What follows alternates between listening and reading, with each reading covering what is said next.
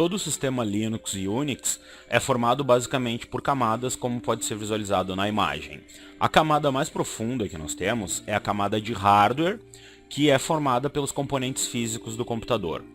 A próxima camada é a camada núcleo ou kernel, que é o cérebro do sistema e é diretamente responsável pelo funcionamento da camada de hardware.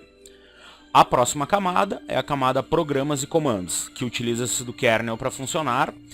E a camada inicial, a mais exposta, seria a camada shell, ou traduzindo para o português, concha, que é chamada desta forma porque ela literalmente envolve todas as outras camadas. O shell, que é a camada shell no caso, é o primeiro programa que um usuário recebe ao efetuar o login num ambiente Linux, certo?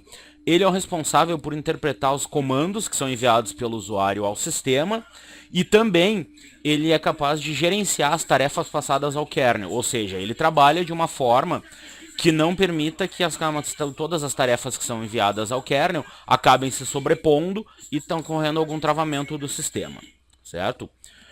Uma das particularidades que o Shell possui é que cada usuário que utiliza um sistema Linux ou Unix, ele pode definir o tipo de Shell que quer utilizar. Nós temos diversos tipos de Shell, muitos mesmo, cada pessoa, o usuário pode criar o seu próprio Shell, mas existe um conjunto, que são os mais comuns, que nós vamos verificar durante o curso. Alguns dos tipos mais conhecidos e utilizados de Shell que possuímos são o Bourne Shell, que tem sua nomenclatura como SH, o Korn Shell, cuja nomenclatura é KSH, o C Shell, cuja nomenclatura é CSH, e o Bourne Again Shell, cuja nomenclatura é Bash. Vamos então conhecer um pouco mais sobre cada um desses shells. Na sua ordem, o Bourne Shell foi desenvolvido por Stephen Bourne, do Bell Labs, que é a parte da empresa AT&T, onde também foi desenvolvido o sistema Unix, e por muitos anos o Bourne Shell foi o shell padrão do sistema Unix. Ele também é conhecido como Standard Shell, e hoje ainda é o shell mais utilizado que nós temos. Após isso nós temos o Korn Shell, que foi desenvolvido por David Korn, que também trabalhava na Bell Labs, e é conhecido como um superconjunto do Bourne Shell, porque ele possui todas as funcionalidades que o Bourne Shell possui, agregando a ele diversas outras funcionalidades. Paralelo a isso, nós temos o C Shell, que foi desenvolvido por Bill Joy, da Universidade de Berkeley, e é o mais utilizado no ambiente BSD. O C Shell possui como uma das maiores funcionalidades a ele introduzida, que é conhecido como o histórico de comandos do Linux, ou seja, você utiliza diversos tipos de comandos e pode fazer uma busca no histórico de todos os comandos que já foram digitados pelos comandos anteriores. Ele possui muita similaridade com os comandos em seus comandos com a linguagem de programação C. Contudo, como ele ignorou a compatibilidade direta com o sistema Bourne Shell, a sua utilização foi um pouco diminuída. E por último, nós temos o Bourne Again Shell, que é o shell padrão do projeto GNU e foi desenvolvido por Brian Fox e Chet Ramsey. Atualmente ele é o shell padrão do Linux, incorpora todas as funcionalidades dos já citados, incluindo as funcionalidades do C Shell. Isso torna uma das ferramentas mais utilizadas.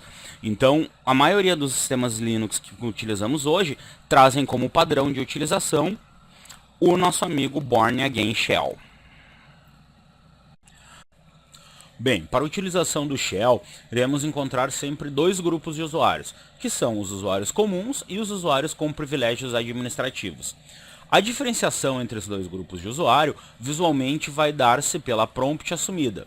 Usuários comuns terão como prompt esse padrão, que é o padrão apenas um cifrão ao lado do seu nome e de sua estação de login. Os superusuários terão em sua prompt um sinal de sustenido. Isso é a diferenciação entre os dois. Essa diferenciação é importante, pois usuários comuns não podem executar tarefas que sejam administrativas do sistema e que possam causar algum tipo de alteração permanente ou danosa ao mesmo. O primeiro comando que nós iremos então trabalhar dentro do Shell trata da elevação de privilégios para o caso em que precisemos elevar os privilégios de um usuário comum para a utilização de algum comando. O comando que efetua a elevação de privilégios é o comando su.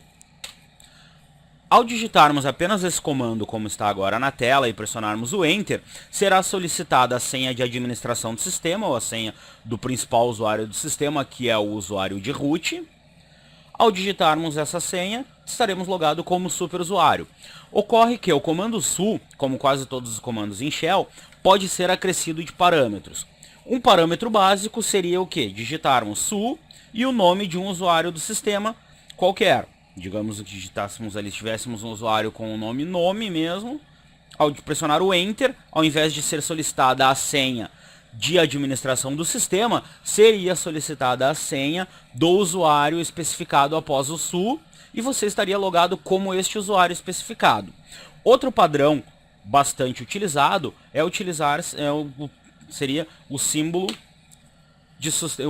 traço. Por quê? Ao utilizarmos este símbolo, ele solicita, como anteriormente, a senha de administração do sistema, e ao digitarmos a senha de administração do sistema, somos levados diretamente para a pasta raiz do usuário que foi solicitado o login.